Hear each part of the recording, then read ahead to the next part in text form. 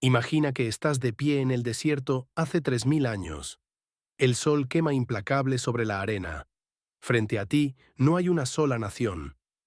Hay 12 grupos distintos, 12 familias enormes, 12 tribus que comparten una historia, pero cada una con su propio destino, cada una con su propia misión. La mayoría de las personas piensa que Israel fue siempre una nación unida, un pueblo homogéneo, una sola voz, pero eso no es lo que realmente pasó. La verdad es mucho más compleja, mucho más fascinante, mucho más relevante para tu vida hoy.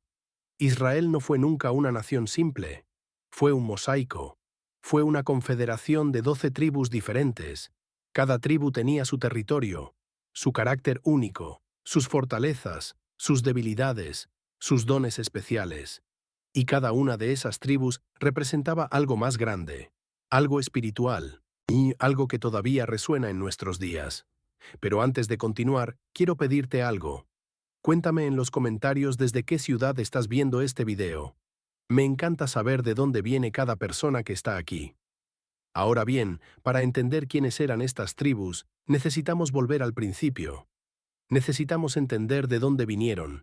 Necesitamos conocer a su padre, el hombre que las engendró a todas. Su nombre era Jacob. La historia comienza con un hombre llamado Jacob. Jacob fue un hombre extraordinario. Pero no comenzó siendo extraordinario. Comenzó siendo un mentiroso, un estafador, un hombre que engañó a su propio padre para robar la bendición que le pertenecía a su hermano mayor. Su nombre original era Jacob, que significa el que agarra el talón, el que suplanta, el que toma lo que no le corresponde. Omi huyó de su hogar, huyó de su hermano Esaú, quien lo quería matar. Pasó años en el exilio, años de incertidumbre, años de soledad. Pero entonces, una noche, algo cambió. Según el libro de Génesis, capítulo 32, versículos 24 al 29, Jacob se quedó solo durante la noche junto a un río llamado Jaboc. Y allí, en la oscuridad, alguien se le acercó. Un hombre, o quizás algo más que un hombre, una presencia divina, un ángel. Y lucharon. Lucharon toda la noche. Jacob no cedió. Jacob no se rindió. Jacob siguió luchando incluso cuando fue herido en la cadera, y entonces, en el momento en que el sol comenzaba a salir, esa presencia le dijo: «Ya no te llamarás Jacob, tu nombre será Israel, porque has luchado con Dios y con los hombres y has prevalecido». Israel significa el que lucha con Dios, el que persevera, el que no se rinde. Ese fue el momento del cambio. Ese fue el momento en que un hombre que había sido un estafador, un mentiroso, se convirtió en el padre de una nación. Se convirtió en el hombre a través del cual Dios cumpliría sus promesas. Y ese hombre tendría 12 hijos. 12 hijos varones. Cada uno de ellos sería el padre de una tribu. Cada uno de ellos llevaría el nombre de su padre. Cada uno de ellos sería una rama del árbol que era Israel. Jacob tuvo sus hijos con 4 mujeres diferentes. Esto es importante entenderlo. No fue un proceso simple. No fue ordenado. Fue complicado. Fue humano. Fue lleno de drama y tensión. Sus primeros hijos nacieron de Lea, la primera esposa. Lea era la esposa que Jacob no quería, la que le fue engañada por su suegro Labán. Jacob amaba a Raquel, pero Labán le dio a Lea primero, y Lea tuvo hijos, muchos hijos. Mim el primogénito fue Rubén. Luego vinieron Simeón, luego Leví, luego Judá. Después, Lea tuvo más hijos, Isacar y Zabulón. Lea también tuvo una hija, Dina. Pero Dina no fue el padre de una tribu. Solo los hombres llevaban esa responsabilidad. Luego Raquel, la esposa amada, tuvo a José, y después, años más tarde, tuvo a Benjamín. Pero Raquel murió al dar a luz a Benjamín. Murió en el camino. Y Jacob quedó devastado. Pero también había 2 más. 2 hijos que nacieron de las siervas. Dan y Neftalí nacieron de Bilha, la sierva de Raquel. Gad y Aser nacieron de Zilpa, la sierva de Lea. 12 hijos, 12 hombres, 12 familias que se convertirían en 12 tribus. Y cada una de ellas tendría un carácter único, una misión única. una bendición única. Porque Jacob, antes de morir, hizo algo extraordinario. Reunió a sus hijos, y ya los bendijo a cada uno. Les habló sobre lo que sería de ellos. Les habló sobre su futuro. Les habló sobre su destino. Según Génesis capítulo 49, Jacob llamó a sus hijos y les dijo: Reuníos, y os declararé lo que os ha de acontecer en los días venideros. Esas palabras fueron proféticas. Esas palabras moldearon el destino de 12 naciones. Rubén fue el primogénito, el hijo mayor, el que debería haber sido el líder, el que debería haber llevado la bendición principal, el que debería haber tenido la primogenitura. Pero Rubén perdió eso. Según Génesis, capítulo 35, versículos 22, Rubén durmió con Bilha, la sierva de su padre.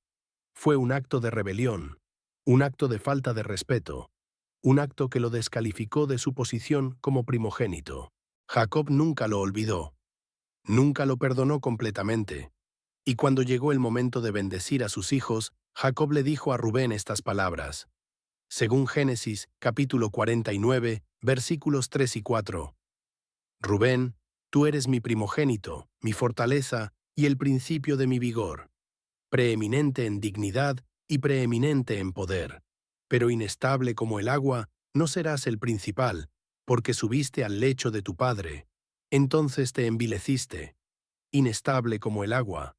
Esas fueron las palabras que definieron a Rubén. Y esas palabras definieron a su tribu. La tribu de Rubén fue una tribu que nunca alcanzó su potencial completo. Fue una tribu que fue siempre secundaria, siempre menos importante, siempre menos influyente que lo que debería haber sido.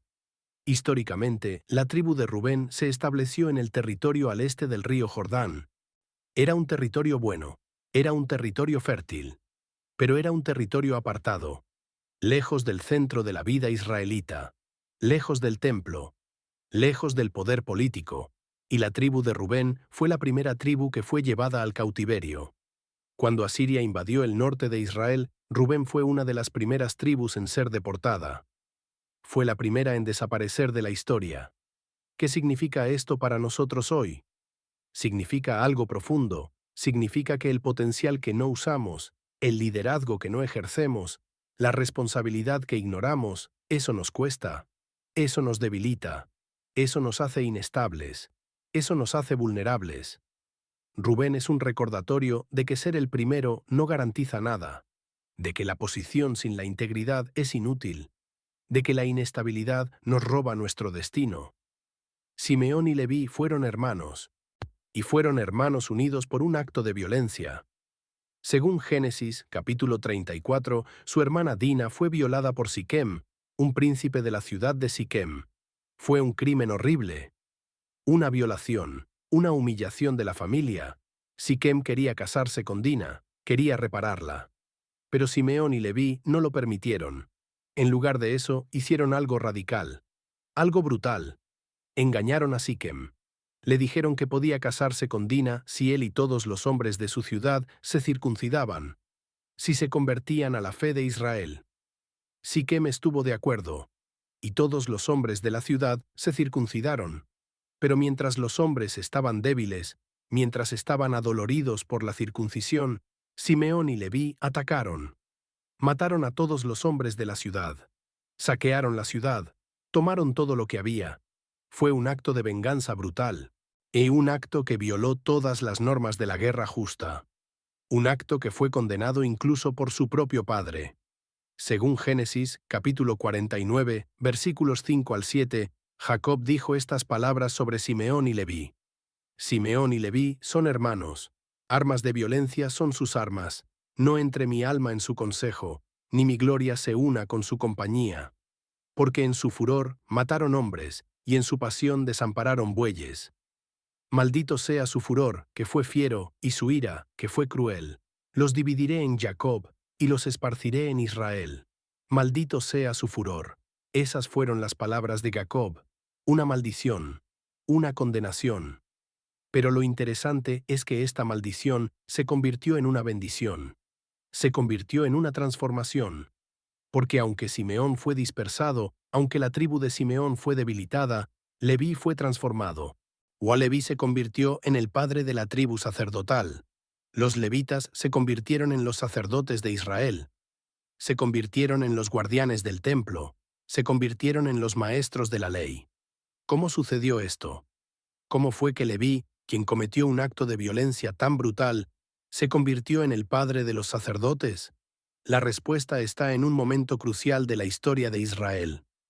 Según Éxodo, capítulo 32, después de que Moisés bajó del monte Sinaí con las tablas de la ley, encontró que el pueblo de Israel había hecho un becerro de oro. Habían traicionado a Dios. Habían roto el pacto. Moisés estaba furioso y pidió que alguien se pusiera de su lado, que alguien tomara una espada, que alguien ejecutara la justicia de Dios. Y fue Leví quien respondió.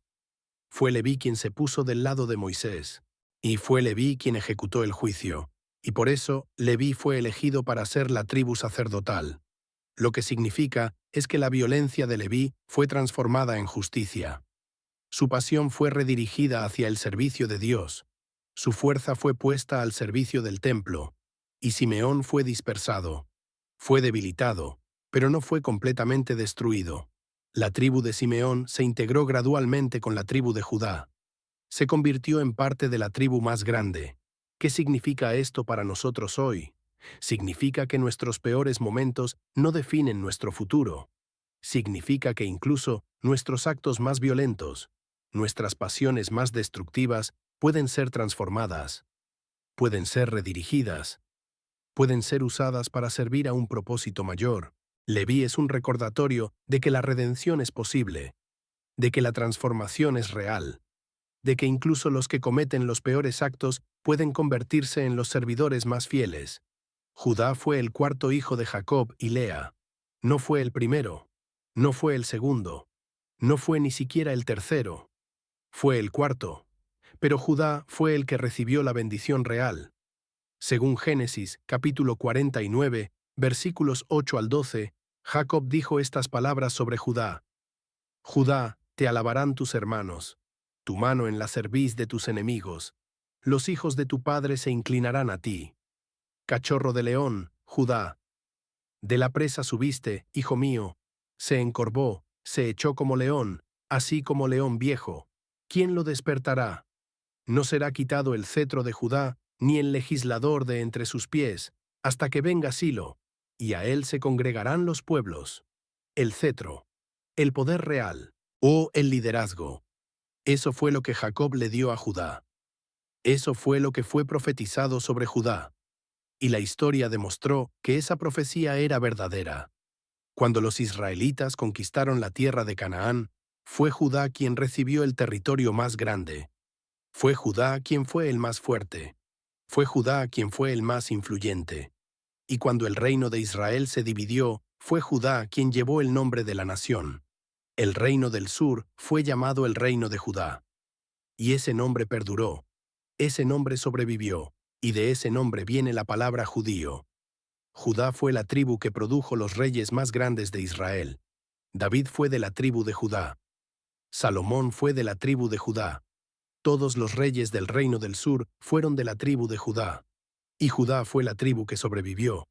Cuando el reino del norte fue conquistado por Asiria, fue destruido. Fue dispersado. Sus 10 tribus fueron llevadas al cautiverio y desaparecieron de la historia. Pero Judá sobrevivió. Judá fue conquistada por Babilonia. Fue llevada al cautiverio. Pero Judá regresó. Judá fue restaurada. Judá reconstruyó el templo. Judá reconstruyó la nación. ¿Por qué? ¿Por qué Judá fue tan fuerte? ¿Por qué Judá fue tan resiliente? La respuesta está en el carácter de Judá. Judá fue la tribu del liderazgo. Judá fue la tribu de la responsabilidad. Judá fue la tribu que asumió el peso de la nación sobre sus hombros. Judá también fue la tribu que produjo a Jesús. Según Mateo, capítulo 1, versículos 1 al 17, Jesús fue descendiente de David. Jesús fue de la tribu de Judá. Jesús fue el cumplimiento de la profecía que Jacob había hablado miles de años antes. No será quitado el cetro de Judá, ni el legislador de entre sus pies, hasta que venga Silo. Silo significa el que viene. el Mesías, el Cristo, Jesús. ¿Qué significa esto para nosotros hoy? Significa que el liderazgo verdadero no viene de ser el primero, viene de ser fiel, viene de asumir la responsabilidad, viene de servir a un propósito mayor que uno mismo. Judá es un recordatorio de que los que son fieles serán exaltados, de que los que asumen la responsabilidad serán honrados, de que los que sirven a Dios serán preservados.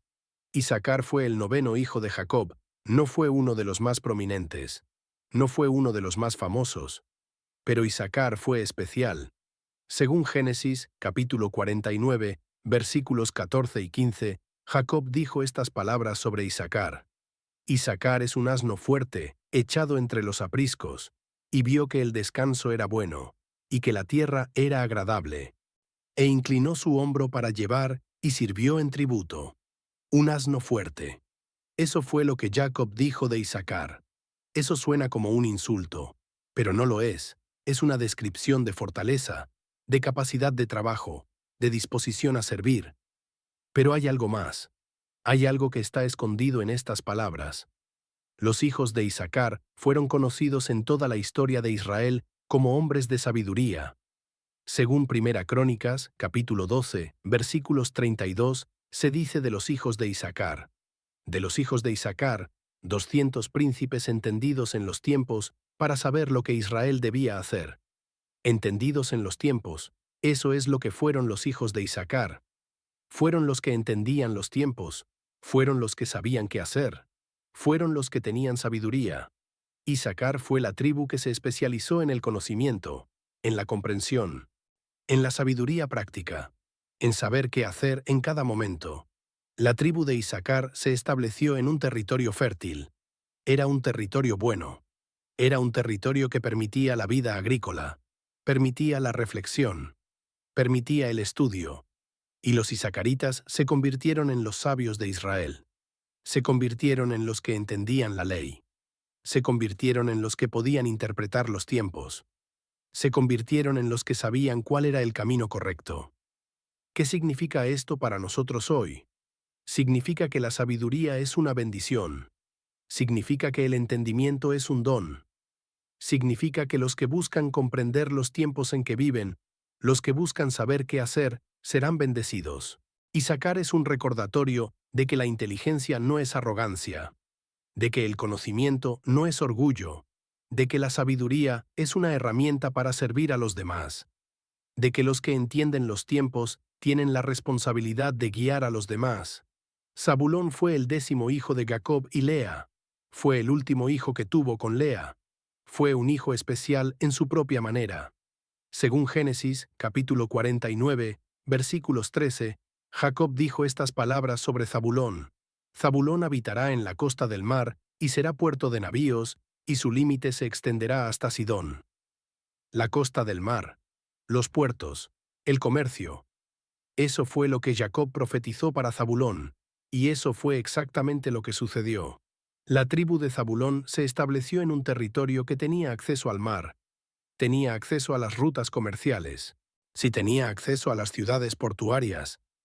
Y Zabulón se convirtió en la tribu del comercio, se convirtió en la tribu de los mercaderes, se convirtió en la tribu que prosperaba a través del intercambio, a través de la compra y venta, a través de la conexión con otras naciones. Zabulón fue una tribu próspera, fue una tribu rica, fue una tribu que se beneficiaba de su ubicación geográfica, pero también fue una tribu que estaba conectada con el mundo exterior, que tenía contacto con otras culturas, que estaba expuesta a otras formas de pensar. ¿Qué significa esto para nosotros hoy? Significa que la prosperidad material no es mala, significa que el comercio no es pecado, significa que los que trabajan duro, los que son emprendedores, los que buscan crear riqueza, pueden ser bendecidos. Pero también significa algo más, que significa que los que están conectados con el mundo exterior tienen una responsabilidad especial, tienen la responsabilidad de mantener su fe, de no ser corrompidos por las influencias externas, de ser una luz en medio de la oscuridad. Zabulón es un recordatorio de que la prosperidad es una bendición, pero que la bendición requiere responsabilidad, de que el éxito material no debe hacernos olvidar de dónde venimos, de que la riqueza debe ser usada para servir a un propósito mayor. Dan fue el quinto hijo de Jacob, pero fue el primer hijo de Bila, la sierva de Raquel. Fue un hijo que nació de una situación complicada. Fue un hijo que fue deseado por Raquel, pero que no fue su hijo biológico. Según Génesis, capítulo 30, versículo 6, cuando Raquel tuvo a Dan a través de Bilha, dijo: Dios ha juzgado mi causa, y también ha oído mi voz. Hoy me ha dado un hijo. Por tanto, llamó su nombre Dan. Dan significa juzgador, el que juzga. Fue un nombre profético, fue un nombre que definiría a toda una tribu. Según Génesis, capítulo 49, versículos 16 al 18, Jacob dijo estas palabras sobre Dan. Dan juzgará a su pueblo, como una de las tribus de Israel. Será Dan serpiente junto al camino, víbora junto a la vereda, que muerde los talones del caballo y hace caer al jinete hacia atrás. Tu salvación espero, oh Jehová. Una serpiente junto al camino. Una víbora. Eso fue lo que Jacob dijo de Dan. Suena peligroso, suena amenazador, pero lo que Jacob estaba describiendo era a una tribu que era astuta, que era inteligente, que podía ser peligrosa cuando era necesario. Dan fue la tribu que se especializó en la justicia, en el juicio, en la ejecución de la ley. Históricamente, en Dan fue también la tribu que se estableció en el norte de Israel. Y Dan se convirtió en el nombre de una ciudad importante, una ciudad fronteriza, una ciudad que marcaba el límite norte del reino de Israel. Pero Dan fue también la tribu que se desvió, que cayó en la idolatría, que abandonó la fe de sus padres. Según Jueces, capítulo 18, la tribu de Dan buscaba un territorio para establecerse. Viajaron hacia el norte y encontraron la ciudad de Lais. La conquistaron, la renombraron Dan y establecieron un ídolo allí. Establecieron un becerro de oro. Establecieron un sacerdocio falso. Dan se convirtió en un símbolo de la idolatría. Se convirtió en un símbolo de la rebelión contra Dios. ¿Qué significa esto para nosotros hoy? Significa que el poder del juicio puede ser corrupto. Significa que los que tienen autoridad pueden desviarse. Sí, significa que la inteligencia sin sabiduría puede llevar a la ruina. Dan es un recordatorio de que el juicio verdadero viene de Dios, de que la justicia verdadera requiere integridad, de que el poder sin fe es peligroso. Neftalí fue el sexto hijo de Jacob. Fue el segundo hijo de Bilha, la sierva de Raquel. Fue un hermano de Dan. Según Génesis capítulo 30, versículo 8, cuando Raquel tuvo a Neftalí a través de Bilha, dijo: Con luchas de Dios he contendido con mi hermana y he vencido. Y llamó su nombre Neftalí. Neftalí significa mi lucha. Fue un nombre que reflejaba la situación en que fue concebido. Fue un hijo de la competencia entre Raquel y Lea. Según Génesis, capítulo 49, versículo 21. Jacob dijo estas palabras sobre Neftalí. Neftalí, gacela suelta, que produce hermosos cervatillos. Una gacela suelta. Eso fue lo que Jacob dijo de Neftalí. Una gacela es un animal rápido, un animal ágil, un animal que se mueve con libertad. Neftalí fue la tribu de la velocidad, de la agilidad, de la libertad. Históricamente, la tribu de Neftalí se estableció en el norte de Israel, en la región del mar de Galilea. Era un territorio montañoso, era un territorio que permitía la movilidad, era un territorio que permitía la libertad de movimiento. Y Neftalí se convirtió en la tribu de los guerreros rápidos, de los que podían moverse rápidamente, de los que podían atacar y retirarse. Neftalí fue también la tribu que produjo algunos de los jueces más notables de Israel. Según Jueces, capítulo 4 y 5, fue Débora, una profetisa de Neftalí, la que dirigió a Israel a la victoria contra Sísara. Fue Barak, un hombre de Neftalí, Nan el que fue el comandante militar. Neftalí fue una tribu que valoraba la libertad, que valoraba la independencia, que valoraba la capacidad de moverse libremente. ¿Qué significa esto para nosotros hoy? Significa que la libertad es un don. Significa que la agilidad es una bendición. Significa que los que pueden moverse rápidamente, los que pueden adaptarse, Los que pueden cambiar de dirección tienen una ventaja. Neftalí es un recordatorio de que la libertad viene con responsabilidad, de que la agilidad debe ser usada para un propósito, de que la velocidad sin dirección es caos. Gad fue el séptimo hijo de Jacob, fue el primer hijo de Silpa, la sierva de Lea.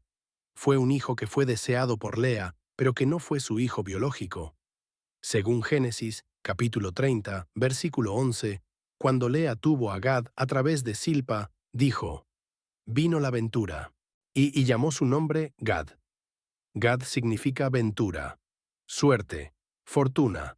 Fue un nombre que reflejaba la alegría de Lea por tener otro hijo. Pero según Génesis, capítulo 49, versículos 19, Jacob dijo estas palabras sobre Gad: Gad, ejército lo oprimirá, mas él oprimirá al fin. Un ejército lo oprimirá, pero él oprimirá al fin. Eso fue lo que Jacob profetizó para Gad. Fue una profecía de lucha, de batalla, de resistencia. Gad fue la tribu de los guerreros. Gad fue la tribu que se especializó en la batalla. Gad fue la tribu que fue fuerte en el combate. Históricamente, la tribu de Gad se estableció en el territorio al este del río Jordán. Era un territorio fronterizo. Era un territorio que estaba constantemente bajo amenaza. Era un territorio que requería guerreros fuertes. Y Gad se convirtió en la tribu de los guerreros. Gad se convirtió en la tribu que defendía las fronteras de Israel. Gad se convirtió en la tribu que era conocida por su ferocidad en la batalla. Según Primera Crónicas, capítulo 12, versículos 8 al 15, se describe a los hombres de Gad como hombres valientes y de guerra, diestros en el manejo de escudo y lanza, cuyo aspecto era como de leones, y eran ligeros como gacelas sobre los montes. Valientes, diestros, fuertes, eso fueron los gaditas. Fueron los guerreros de Israel. Pero también fue Gad la tribu que fue la primera en ser llevada al cautiverio cuando Asiria invadió el norte de Israel. Fue Gad la que sufrió primero. Fue Gad la que fue oprimida. ¿Qué significa esto para nosotros hoy? Significa que la fortaleza no garantiza la victoria. Significa que los guerreros pueden ser derrotados. Y significa que la batalla no siempre favorece al más fuerte. Gad es un recordatorio de que la verdadera fortaleza viene de Dios, de que la victoria no viene del poder militar, sino de la fe, de que los que confían en Dios pueden superar cualquier obstáculo. Aser fue el octavo hijo de Jacob. Fue el segundo hijo de Silpa, la sierva de Lea. Fue un hermano de Gad, según Génesis capítulo 30, versículo 13. Cuando Lea tuvo a Aser a través de Silpa, dijo: para dicha mía, porque las mujeres me dirán bienaventurada. Y llamó su nombre Aser. Aser significa bienaventurado, feliz, bendecido. Fue un nombre que reflejaba la alegría de Lea. Según Génesis capítulo 49, versículo 20, Jacob dijo estas palabras sobre Aser: del pan de Aser será graso, y él dará deleites de rey. Pan graso, deleites de rey. Y eso fue lo que Jacob profetizó para Aser. Fue una profecía de abundancia, de prosperidad, de riqueza. Aser fue la tribu de la abundancia. Aser fue la tribu que prosperaba. Aser fue la tribu que vivía en la riqueza. Históricamente, la tribu de Aser se estableció en la costa norte de Israel. Era un territorio fértil. Era un territorio que producía abundancia. Era un territorio que permitía la prosperidad. Y Aser se convirtió en la tribu próspera. Se convirtió en la tribu que era conocida por su riqueza. Se convirtió en la tribu que vivía en la abundancia. Pero también fue Aser la tribu que fue llevada al cautiverio junto con las otras tribus del norte. Fue Aser la que fue dispersada. Fue Aser la que desapareció de la historia. ¿Qué significa esto para nosotros hoy? Significa que la abundancia material no es segura. Significa que la prosperidad puede desaparecer. Significa que los que viven en la abundancia tienen una responsabilidad especial de recordar a Dios. Aser es un recordatorio de que la verdadera abundancia viene de Dios, de que la prosperidad debe ser usada para servir a otros, de que la riqueza sin fe es vacía. José fue el 11º hijo de Jacob. Fue el primer hijo de Raquel, la esposa amada. Fue un hijo que fue especial desde el principio. Jacob amaba a José más que a todos sus otros hijos. Según Génesis capítulo 37, versículo 3, Israel amaba a José más que a todos sus hijos porque lo había tenido en su vejez. Jacob le hizo a José una túnica de muchos colores, una túnica que era símbolo de su favor especial, y una túnica que fue un signo de su amor, pero esa túnica también fue un signo de los celos de sus hermanos. Sus hermanos lo odiaban. Lo odiaban porque era el favorito de su padre. Lo odiaban porque era arrogante. Lo odiaban porque soñaba con sueños extraños. Según Génesis, capítulo 37, versículos 5 al 11, José tuvo un sueño. Soñó que él y sus hermanos estaban atando gavillas en el campo, y su gavilla se levantó y se puso derecha, y las gavillas de sus hermanos se inclinaron ante su gavilla. Luego tuvo otro sueño. Soñó que el sol, la luna y 11 estrellas se inclinaban ante él. Esos sueños enfurecieron a sus hermanos. ¿Quién se creía que era José? ¿Quién se creía que era para soñar que sus hermanos se inclinarían ante él? Y sus hermanos decidieron eliminarlo. Lo vendieron como esclavo. Ni lo vendieron a comerciantes que lo llevaron a Egipto. Pero lo que sus hermanos no sabían es que esos sueños eran proféticos, que esos sueños se cumplirían, que José realmente se convertiría en un gobernante, que sus hermanos realmente se inclinarían ante él. En Egipto, José fue vendido como esclavo a Potifar, un oficial de Faraón. Pero José prosperó. Según Génesis capítulo 39, versículos 2 al 6, Jehová estaba con José, y fue varón próspero, y estaba en la casa de su amo el egipcio. Y vio su amo que Jehová estaba con él, y que todo lo que él hacía, Jehová lo hacía prosperar en su mano. Pero entonces Potifar fue acusado falsamente de una relación inapropiada con la esposa de Potifar. Fue encarcelado, fue olvidado, pero incluso en la cárcel Dios estaba con José. Incluso en la cárcel José prosperaba. Incluso en la cárcel, no José interpretaba sueños, y sus interpretaciones eran exactas.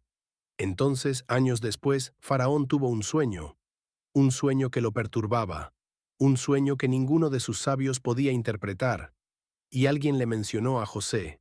Alguien le dijo que había un hombre en la cárcel que podía interpretar sueños. Faraón lo sacó de la cárcel. Le pidió que interpretara el sueño. Y José interpretó el sueño. Le dijo a Faraón que habría 7 años de abundancia, seguidos de 7 años de hambre. Y Faraón quedó impresionado.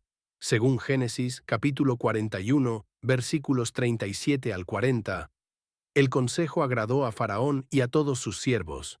Y dijo Faraón a sus siervos: ¿acaso hallaremos otro hombre como este en quien esté el Espíritu de Dios? Y dijo Faraón a José: pues que Dios te ha hecho saber todo esto, no hay entendido ni sabio como tú. Tú estarás sobre mi casa, y por tu palabra se gobernará todo mi pueblo. José fue hecho gobernador de Egipto. Fue hecho segundo solo después de Faraón. Fue elevado de la esclavitud a la gloria. Y cuando llegó el hambre, cuando la gente no tenía comida, fue a José a quien acudieron. Fue José quien tenía el grano. Fue José quien podía salvar a la gente del hambre. Y entonces sus hermanos vinieron. Vinieron a Egipto buscando grano. Vinieron buscando comida. Y se inclinaron ante José. Se inclinaron ante el hermano que habían vendido como esclavo. Se inclinaron ante el hermano que habían abandonado. Y los sueños de José se cumplieron. Los sueños que sus hermanos lo odiaban por tener, se cumplieron. Pero lo interesante es que José no se vengó de sus hermanos. Según Génesis capítulo 50, versículos 19 al 21, José les dijo: no tengáis miedo. ¿Acaso estoy yo en lugar de Dios? Vosotros pensasteis mal contra mí, mas Dios lo encaminó a bien, para hacer lo que vemos hoy, para mantener en vida a mucho pueblo.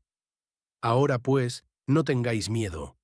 Yo os sustentaré a vosotros y a vuestros hijos. José perdonó a sus hermanos. José los amó. José los salvó. Ahora bien, José tuvo 2 hijos en Egipto, Efraín y Manasés. Y cuando Jacob bendijo a sus hijos, bendijo también a los hijos de José. Según Génesis capítulo 48, Jacob adoptó a Efraín y Manasés como sus propios hijos. Los hizo iguales a Rubén y Simeón. Los hizo herederos de la promesa. Lo que significa es que José, en realidad, fue dividido en dos tribus. Las tribus de Efraín y Manasés. Fueron dos tribus que llevaban el nombre de los hijos de José.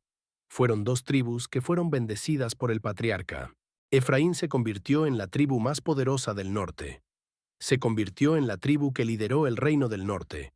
Se convirtió en la tribu que fue tan importante que el reino del norte fue a veces llamado Efraín. Manasés se convirtió en una tribu grande. Se convirtió en una tribu fuerte. Se convirtió en una tribu que se estableció tanto al este como al oeste del río Jordán. ¿Qué significa esto para nosotros hoy? Significa que nuestros sueños importan. Significa que Dios nos da visiones del futuro. Significa que incluso cuando somos traicionados, incluso cuando somos abandonados, Dios está con nosotros. Significa que el perdón es más poderoso que la venganza.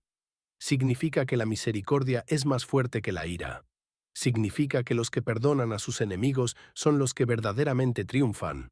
Y José es un recordatorio de que nuestras pruebas son oportunidades, de que nuestras dificultades son el camino hacia nuestro destino, de que Dios trabaja en nuestras vidas incluso cuando no lo vemos, de que lo que otros quiso para mal, Dios lo encamina para bien. Benjamín fue el 12º hijo de Jacob. Fue el último hijo. Fue el segundo hijo de Raquel, la esposa amada. Pero nació bajo circunstancias trágicas. Raquel murió al dar a luz a Benjamín. Según Génesis, capítulo 35, versículos 16 al 20, Raquel estaba en trabajo de parto. Y el parto fue difícil. Y ella dijo, porque con dificultad he parido este hijo. Y ella llamó su nombre Ben-Oni, que significa hijo de mi dolor. Pero Jacob cambió el nombre. Jacob lo llamó Benjamín, que significa hijo de mi mano derecha. Fue un nombre que reflejaba la bendición. Fue un nombre que reflejaba la esperanza. Benjamín fue el hijo que Jacob amaba especialmente. Fue el único otro hijo de Raquel que Jacob tenía. Fue el hijo que fue nacido del amor verdadero. Según Génesis, capítulo 49, versículos 27, Jacob dijo estas palabras sobre Benjamín. Benjamín es lobo rapaz. A la mañana comerá la presa y a la tarde repartirá los despojos. Un lobo rapaz. Eso fue lo que Jacob dijo de Benjamín. Suena feroz, suena peligroso, pero lo que Jacob estaba describiendo era a una tribu que era pequeña, pero que era fuerte, que era leal, que era capaz de defenderse. Históricamente, la tribu de Benjamín fue una tribu pequeña, fue la más pequeña de todas las tribus, pero fue también una tribu que era leal, que era dedicada, que era feroz en la batalla. Benjamín fue la tribu que produjo a Saúl, el primer rey de Israel. Fue la tribu que fue leal a la casa de David. Fue la tribu que se quedó con el reino del sur cuando el reino del norte se rebeló. Benjamín también fue la tribu que produjo a Pablo, el apóstol que escribió gran parte del Nuevo Testamento. Según Romanos, capítulo 11, versículo 1, Pablo dijo, «Digo pues, ¿ha desechado Dios a su pueblo? De ninguna manera, porque también yo soy israelita, de la descendencia de Abraham, de la tribu de Benjamín». ¿Qué significa esto para nosotros hoy? Significa que el tamaño no importa. Significa que los pequeños pueden ser fuertes. Significa que la lealtad es más importante que el número. Benjamín es un recordatorio de que la verdadera fortaleza viene de la fe, de que los que son leales a Dios serán protegidos, de que los que se dedican a un propósito mayor que sí mismos serán honrados. Ahora bien, cuando Jacob murió, sus 12 hijos se convirtieron en los patriarcas de 12 tribus. Cada tribu creció, cada tribu se multiplicó, cada tribu se convirtió en una nación dentro de la nación. Cuando los israelitas fueron liberados de Egipto bajo el liderazgo de Moisés, fueron 12 tribus. Cuando conquistaron la tierra de Canaán bajo el liderazgo de Josué, fueron 12 tribus. Cuando se establecieron en la tierra, cada tribu recibió su propio territorio. Pero durante el período de los jueces, las 12 tribus fueron frecuentemente divididas. Fueron frecuentemente en conflicto unas con otras. Fueron frecuentemente débiles porque no estaban unidas. Entonces vino David, y David unificó a las tribus. David conquistó a Jerusalén. David hizo de Jerusalén la capital. David estableció un reino unido. Pero después de David vino Salomón. Y Salomón fue un rey sabio. Fue un rey poderoso. Fue un rey que construyó el templo. Fue un rey que expandió el reino. Pero después de Salomón vino la división. Según Primera de Reyes, capítulo 12, después de la muerte de Salomón, su hijo Roboam se convirtió en rey. Pero el pueblo vino a él pidiendo que redujera los impuestos. Pidieron que fuera menos severo que su padre. Y Roboam rechazó su petición. Dijo que sería más severo que su padre. Dijo que su dedo meñique sería más grueso que los lomos de su padre. Y el pueblo se rebeló. 10 tribus se rebelaron, se separaron del reino de Judá, se establecieron su propio reino bajo el liderazgo de Jeroboam. El reino fue dividido. El norte se convirtió en el reino de Israel. El sur se convirtió en el reino de Judá. Y las 10 tribus del norte fueron gradualmente llevadas al cautiverio. Fueron conquistadas por Asiria. Fueron dispersadas. Fueron perdidas. Pero la tribu de Judá sobrevivió. Judá fue conquistada por Babilonia, pero Judá regresó. Judá fue restaurada. Y de Judá viene la palabra judío. De Judá viene el pueblo judío. De Judá viene la continuidad de Israel hasta el día de hoy. Ahora bien, ¿dónde están las 12 tribus hoy? ¿Qué pasó con ellas? Las 10 tribus del norte fueron dispersadas por Asiria alrededor del año 722 a.C. Fueron llevadas al cautiverio, fueron esparcidas por todo el imperio asirio y desaparecieron de la historia. Hay teorías sobre dónde fueron. Algunos dicen que fueron a Europa, algunos dicen que fueron a América, algunos dicen que fueron absorbidas por otros pueblos. Pero la verdad es que desaparecieron de la historia registrada. Pero las 2 tribus del sur, Judá y Benjamín, fueron llevadas al cautiverio por Babilonia alrededor del año 586 a.C. Fueron llevadas a Babilonia. Fueron exiliadas, pero después de 70 años fueron permitidas regresar. Fueron permitidas reconstruir el templo. Fueron permitidas restaurar su nación. Y de esas 2 tribus, Judá y Benjamín, vino el pueblo judío. Vino la continuidad de Israel hasta el día de hoy. Ahora bien, hay algo importante que entender. Cuando la Biblia habla de Israel hoy, está hablando principalmente de Judá. Está hablando de los descendientes de las 2 tribus que sobrevivieron. Pero en el futuro, según las profecías bíblicas, todas las 12 tribus serán restauradas. Según Ezequiel, capítulo 37, versículos 15 al 28, o habrá un tiempo en que las 2 palos, el palo de Judá y el palo de Israel, serán unidos nuevamente. Habrá un tiempo en que las 12 tribus serán restauradas. Habrá un tiempo en que Israel será una nación unida nuevamente. Pero eso es para el futuro. Eso es para cuando venga el Mesías. Eso es para cuando se cumpla el plan de Dios. Ahora bien, alguien podría preguntar, ¿por qué importa todo esto? ¿Por qué debería importarme las 12 tribus de Israel? Yo no soy judío. Yo no soy israelita. ¿Por qué debería importarme? La respuesta es profunda. La respuesta es espiritual. Primero, porque la historia de las 12 tribus es la historia de la humanidad. Es la historia de cómo Dios trabaja en nuestras vidas. Es la historia de cómo Dios nos elige. Es la historia de cómo Dios nos bendice. Sí, es la historia de cómo Dios nos disciplina cuando nos desviamos. Cada tribu representa algo. Cada tribu tiene un mensaje. Cada tribu tiene una lección que enseñar. Rubén nos enseña sobre la inestabilidad. Nos enseña que el liderazgo que no es ejercido se pierde. Nos enseña que la integridad es importante. Simeón y Leví nos enseñan sobre la transformación. Nos enseñan que incluso nuestros peores actos pueden ser redimidos. Nos enseñan que la violencia puede ser redirigida hacia el servicio de Dios.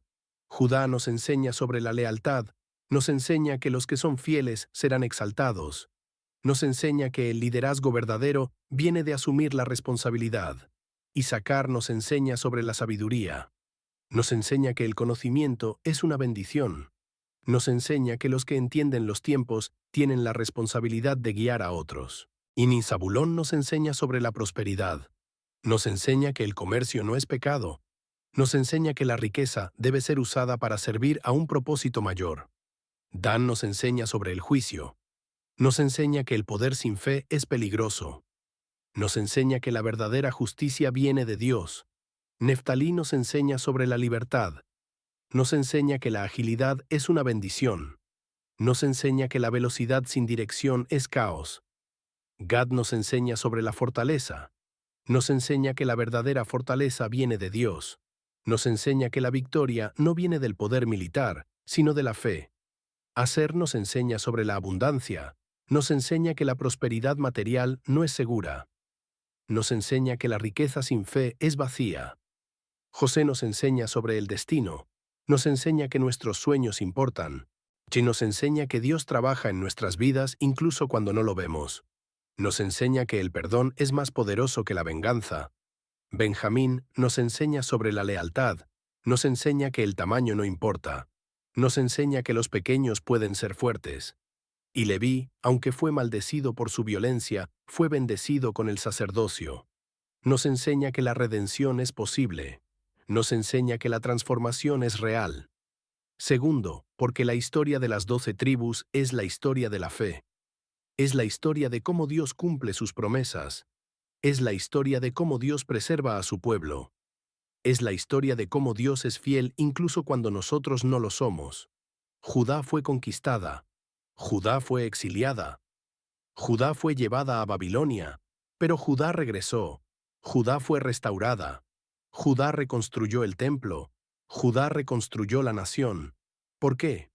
¿Por qué Judá fue restaurada cuando las otras tribus fueron perdidas? Porque Judá fue fiel. Porque Judá mantuvo la fe. Porque Judá no abandonó a Dios completamente. Y eso es una lección para nosotros. Eso es una lección de que la fidelidad es recompensada. Que la fe es preservada. Que los que confían en Dios serán salvados. Tercero, porque la historia de las 12 tribus es la historia de Jesús. Es la historia de cómo Dios preparó el camino para el Mesías. Es la historia de cómo Dios trabajó a través de las tribus para cumplir su plan de salvación. Judá fue la tribu que produjo a David, y de David vino el Mesías. Según Mateo, capítulo 1, Jesús fue descendiente de David. Jesús fue de la tribu de Judá. Leví fue la tribu que produjo los sacerdotes. Y Jesús fue el sacerdote supremo. Según Hebreos, capítulo 5, versículos 5 al 10, Jesús fue hecho sacerdote según el orden de Melquisedec. Y Benjamín fue la tribu que produjo a Saúl, el primer rey. Y Jesús es el Rey de Reyes. Según Apocalipsis, capítulo 19, versículo 16, Jesús es Rey de Reyes y Señor de Señores. Las 12 tribus fueron el contexto en el cual Dios preparó la venida de Jesús. Fueron el pueblo a través del cual Dios cumplió su plan de salvación. Ahora bien, hay algo hermoso en la historia de las 12 tribus. Hay algo que nos enseña sobre cómo Dios ve la diversidad. Cada tribu era diferente. Cada tribu tenía su propio carácter. Cada tribu tenía su propia misión. Cada tribu tenía sus propios dones. Pero todas eran parte de un mismo pueblo. Todas eran parte de una misma nación. Todas eran parte de un mismo propósito, y cuando estaban unidas eran fuertes. Cuando estaban divididas eran débiles. Eso es una lección para nosotros. Y eso es una lección de que la diversidad no es debilidad. La diversidad es fortaleza. La diversidad es riqueza. Pero la diversidad solo funciona si hay unidad. La diversidad solo funciona si hay un propósito común. La diversidad solo funciona si hay un Dios común. En la iglesia hoy hay muchas denominaciones diferentes. Hay muchos grupos diferentes. Hay muchas formas diferentes de adorar a Dios. Hay muchas formas diferentes de servir a Dios. Y eso está bien. Eso está bien que haya diversidad. Eso está bien que haya diferentes expresiones de la fe. Pero lo que no está bien es que nos dividamos. Lo que no está bien es que nos peleemos unos con otros. Lo que no está bien es que nos olvidemos de nuestro propósito común. Las 12 tribus de Israel nos enseñan que podemos ser diferentes y aún ser uno. Podemos tener diferentes dones y aún servir a un mismo Dios. Podemos tener diferentes misiones y aún ser parte de un mismo pueblo. Ahora bien, hay una promesa en la Biblia sobre la restauración de todas las 12 tribus. Hay una promesa de que todas las tribus serán reunidas. Hay una promesa de que Israel será restaurado completamente. Según Ezequiel, capítulo 37, Dios le mostró a Ezequiel una visión de un valle lleno de huesos secos, y Dios le preguntó a Ezequiel, ¿vivirán estos huesos? Y Ezequiel respondió, Señor Jehová, tú lo sabes. Y entonces Dios le dijo a Ezequiel que profetizara sobre los huesos, que dijera que los huesos vivirían, que dijera que Dios pondría espíritu en ellos, que dijera que vivirían.